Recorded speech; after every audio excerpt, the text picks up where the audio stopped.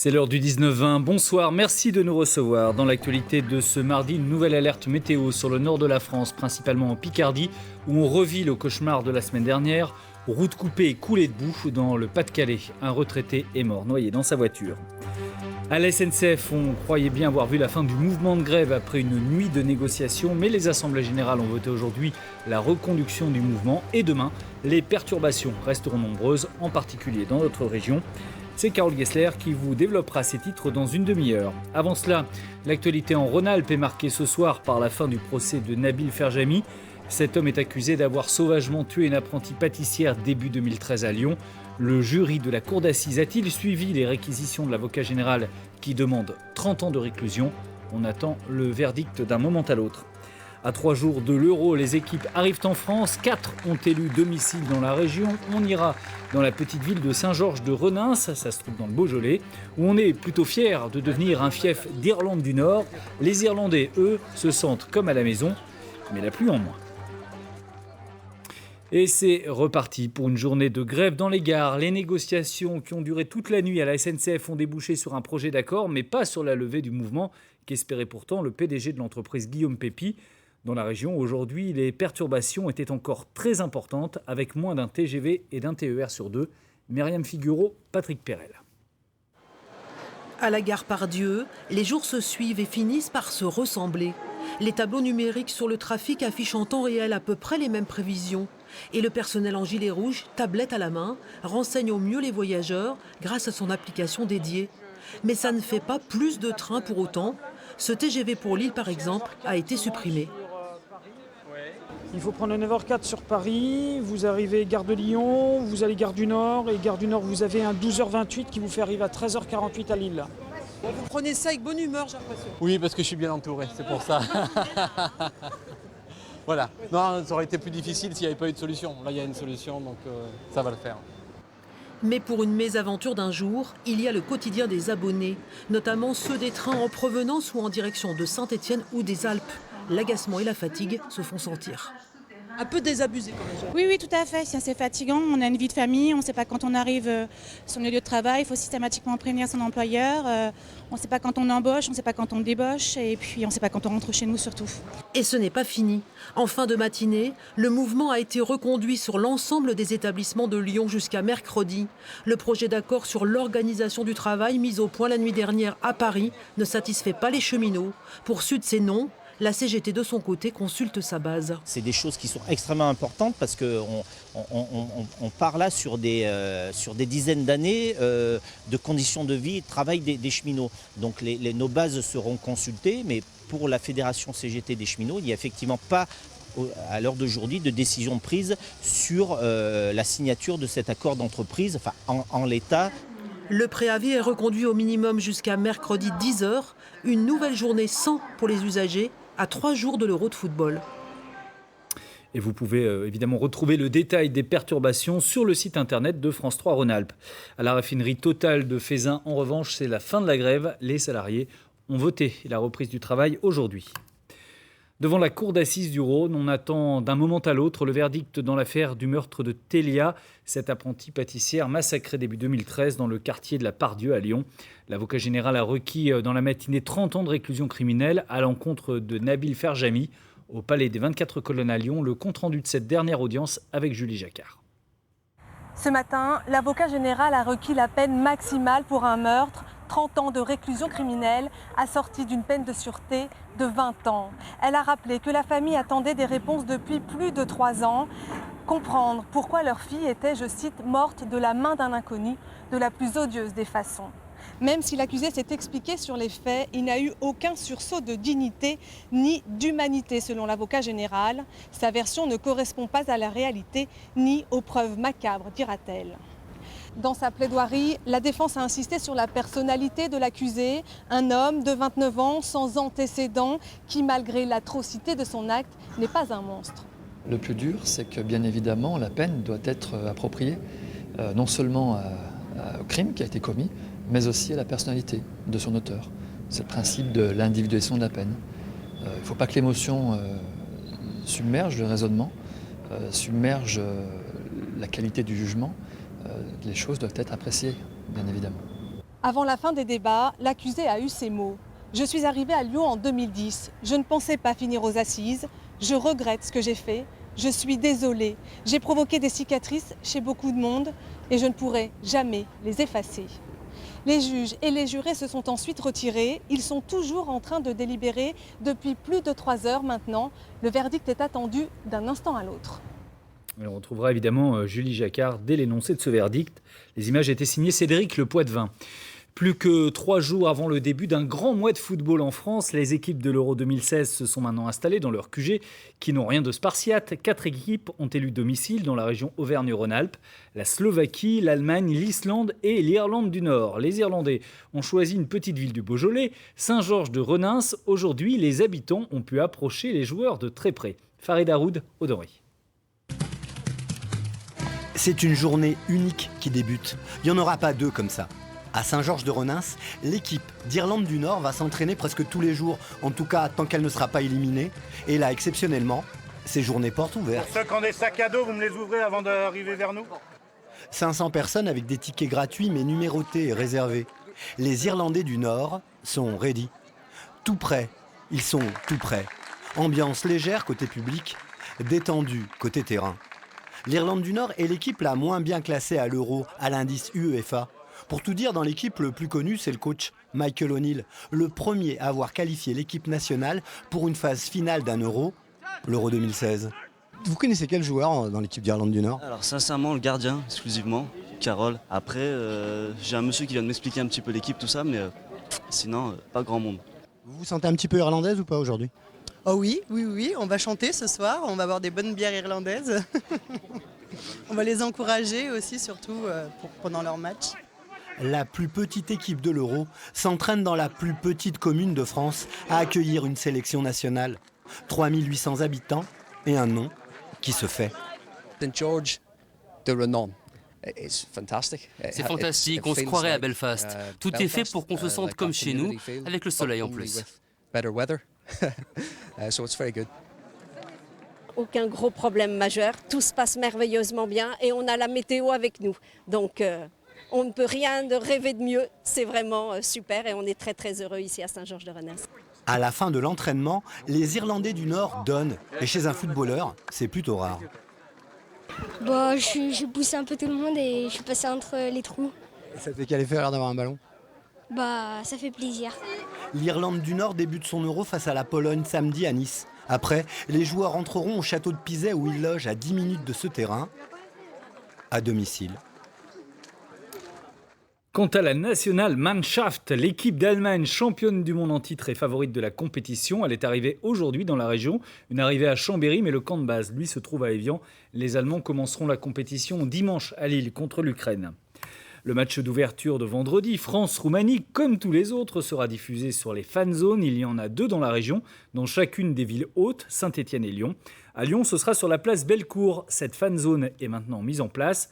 Et cette nuit sera testé l'impressionnant dispositif de sécurité déployé pendant tout l'Euro sous les regards, il faut bien le dire, un peu inquiets des riverains. Émilie Rousseau est sur place.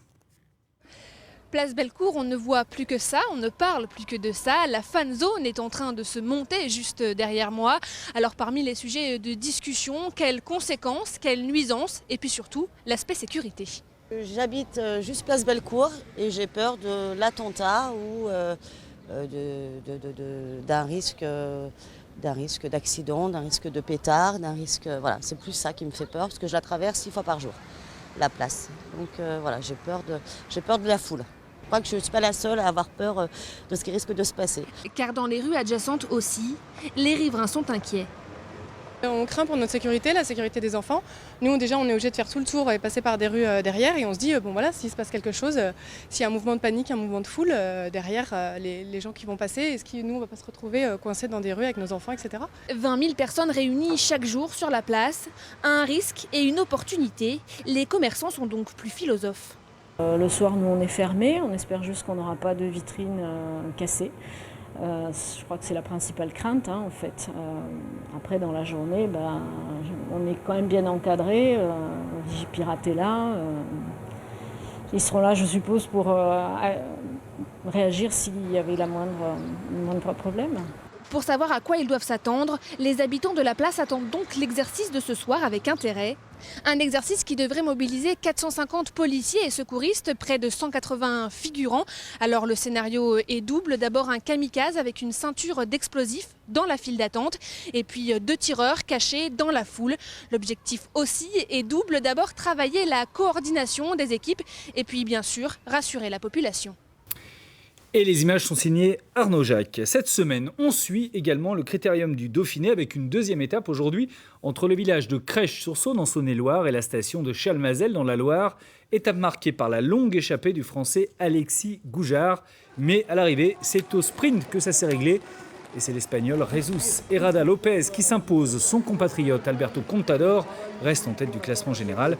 Demain, la 3e étape emmène les concurrents de Bohain-sur-Lignon jusque dans la Drôme, à Tournon-sur-Rhône précisément, où on attend avec impatience les coureurs. Tournon et sa voisine de Tain-l'Hermitage, de l'autre côté du fleuve, sont des cités de cyclisme et même une pépinière de champions. Voici un gars, une fille. Lui devrait bientôt passer pro. Elle l'est déjà. Jean-Paul Savard et Arnaud Jacques les ont rencontrés. Voici 2 des nouvelles stars du cyclisme français. Greta Ricciu, championne d'Europe junior sur route et désormais professionnelle au sein du groupe Futuroscope, et Sandy Dujardin, vainqueur de la Coupe de France junior de cyclocross et désormais coureur élite. Ni lui ni elle n'ont connu d'autres clubs amateurs que l'UC Tain-Tournon. J'ai commencé en minima dans ce club et c'est vrai que ça fait 8 ans que j'y suis, 8 ans qu'on me fait progresser, que les entraîneurs m'encadrent. Donc voilà, j'ai grandi avec ce club et j'en suis reconnaissant, c'est un club formateur. Greta revient de Chine où elle a disputé 2 épreuves par étape professionnelle. Après cet entraînement, ses livres de cours l'attendent pour ses derniers partiels à la fac de sport de Valence. Avant l'entraînement, Sandy, lui, a manié à Tournon la pelle et la truelle. Ça fait depuis le mois de septembre que j'ai commencé à travailler. Et puis je travaille en maçonnerie dans l'entreprise Perret. Et il m'a laissé mes horaires pour que je puisse m'entraîner. Je suis bien content d'être comme ça parce que je peux faire les 2 trucs que j'aime, la maçonnerie et le vélo. Ça fait 11 ans que je suis à l'UCTT. Et puis j'ai toujours pas changé, mais je pense que l'année prochaine, ça va changer. Ça va changer car l'UC Tain-Tournon ne peut offrir à Sandy Dujardin les contrats qu'il trouvera dans un club de première division élite, lequel recueillera en échange les fruits de ce que le coureur a appris ici, tout comme d'ailleurs sa sœur Salomé, qui elle l'enseigne à son tour. Là on commence, il va y avoir grand slalom, pareil, slalom un peu plus rapproché. Salomé Dujardin est l'animatrice bénévole, comme tous les autres éducateurs, de l'école de cyclisme de Tain-Tournon. C'est surtout leur apprendre à arriver à bien manier le vélo, ça augmenter leur agilité pour après, plus tard dans les courses, dans les pelotons, ils évitent les chutes énormément. Ils savent remonter, ils sont agiles, ils n'ont pas peur surtout aussi. Et puis après, ça c'est quelque chose qui leur reste après pour tout le temps, Même s'ils arrêtent le vélo plus tard, ça leur servira toujours de l'adresse que les jeux leur apportent.